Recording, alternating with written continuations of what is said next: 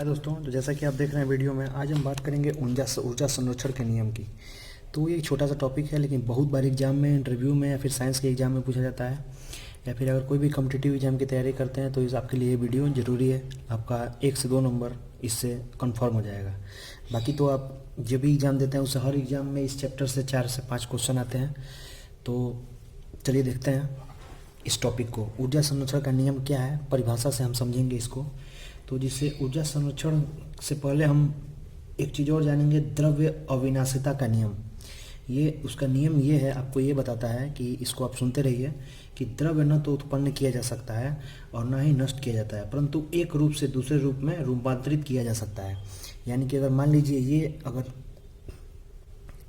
Sketch है, इसको मैं अगर इसको किसी रूप में परिवर्तन करना चाहूँगा तो इसको जला दूंगा। तो जला दूंगा तो क्या होता है, इसका रूप परिवर्तन हो जाएगा। ये इससे थोड़ी सी राख बचेगी, उसका ये थोड़ा सा गैस इसमें से कार्बन निकल के उड़ जाएगा। तो यही चीज़ है कि इसको न तो नष्ट किया जाता है न तो बनाया जा सकता है। वैसे ही ऊर्जा संरक्षण का नियम है। तो इसमें यह बताया गया है कि ऊर्जा न तो उत्पन्न की जा सकती है, ऊर्जा को न तो उत्पन्न किया जा सकता है और न ही नष्ट किया जाता है, परंतु इसका एक रूप से दूसरे रूप में रूपांतरित किया जा सकता है। तो आपसे अगर कोई पूछे ऊर्जा संरक्षण का नियम क्या है, तो आपको यही बताना है कि दैट एनर्जी ना तो उसको बनाया जा सकता है ना फिर उसको खत्म किया जा सकता है। ठीक, बस उसको रूप परिवर्तन हो जाता है। जैसे स्थितिज ऊर्जा है तो गतिज ऊर्जा में बदल जाएगी, विद्युत ऊर्जा है तो ध्वनि ऊर्जा में बदल जाएगी। मैंने आपको पिछले वीडियो में बताया भी था कि कौन सी एनर्जी को किस रूप में कौन सा मशीन बदलता है, यंत्र बदलता है। तो उसमें आप वीडियो देख सकते हैं, पीछे आपको डिस्क्रिप्शन में उसका लिंक मिल जाएगा, या फिर आप प्लेलिस्ट में जाकर देख सकते हैं हमारे चैनल पर साइंस के। तो ये थी हमारा ऊर्जा संरक्षण का नियम कि ऊर्जा को न तो उत्पन्न किया जा सकता है न तो नष्ट किया जा सकता है, उसका एक रूप से दूसरे रूप में रूपांतरण होता है। ठीक, ट्रांसफॉर्मेशन ऑफ एनर्जी होता है। अब हम बात करेंगे कि कुछ इसके नियम हैं जो कौन दिया था, कैसे दिया था, वो भी पूछा जाता है। तो जो एक होता है द्रव्यमान ऊर्जा तुल्यांक नियम, इसी से इसको निरूपित किया गया है, बताया गया है। तो उसको कहा जाता है मास एनर्जी, यानी कि mass energy equivalence principle. Equivalence principle तक चल रहा है, सॉरी। तो ये चीज़ है इक्विवेलेंस प्रिंसिपल। किसमें क्या बताया गया है कि अल्बर्ट आइंस्टीन थे,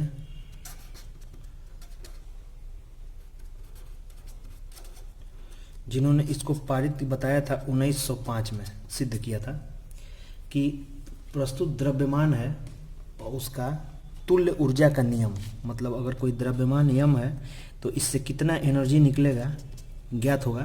तो वही बताया गया इसके तुल्य कितनी ऊर्जा है। तो इस चीज़ को साबित करने के लिए उन्होंने एक सूत्र दिया था जिसको कहा जाता है mc², E इक्वल टू, ये इसी चीज़ से हम समझते हैं। इसमें यह बताया गया है कि इसमें E है, वो E डिनोट करता है एनर्जी को, या एनर्जी को रिप्रेजेंट करता है, या मास को, या लाइट स्पीड को, स्पीड ऑफ लाइट को। ठीक, तो इसमें यह बताया गया है कि जहाँ E एनर्जी, यम द्रव्यमान और C प्रकाश का वेग है। ठीक, प्रकाश का वेग,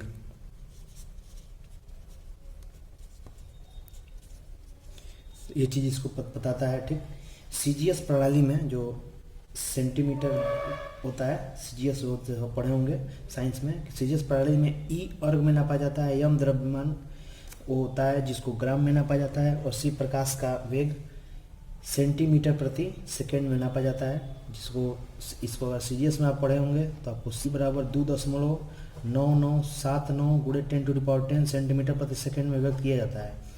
SI मात्रकों में ऊर्जा E जूल में नापी जाती है, द्रव्यमान यम में, किलोग्राम में, और प्रकाश का वेग मीटर प्रति सेकंड में, यम S⁻1 में व्यक्त किया जाता है, और C का मान 2.9979 गुणे 10⁸ मीटर प्रति सेकंड का आया था। इसको 3 × 10⁸ मीटर प्रति सेकंड में व्यक्त किया जाता है नॉर्मली।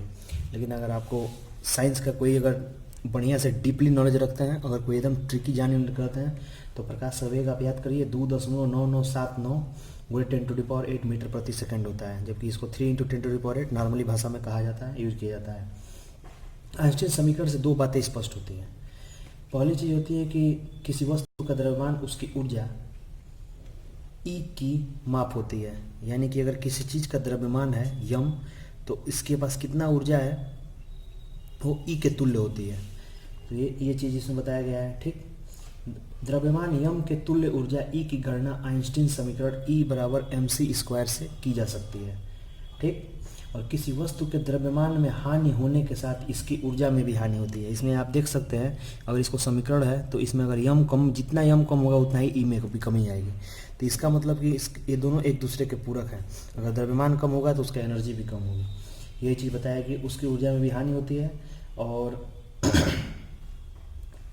जिससे ये होता है कि इसको इस तरह लिख सकते हैं कि delta E directly proportional to delta M. इसको इस प्रकार लिखते हैं साइंस की भाषा में। द्रव्यमान क्षति के तुल्य ऊर्जा E की गणना आइंस्टीन समीकरण E = mc² द्वारा की जाती है। यह स्पष्ट है कि जिन अभिक्रियाओं में ऊर्जा उत्सर्जित होती है उसमें द्रव्यमान की भी हानि होती है। रासायनिक परिवर्तनों में उत्सर्जित ऊर्जा के तुल्य द्रव्यमान की हानि नगण्य होती है। इसी को द्रव्यमान संरक्षण का नियम कहते हैं। कैसा लगा वीडियो जरूर बताएं। चैनल सब्सक्राइब करें, और किस टॉपिक वीडियो चाहिए तो शेयर कर सकते हैं, सब्सक्राइब कर सकते हैं, कमेंट कर सकते हैं। धन्यवाद।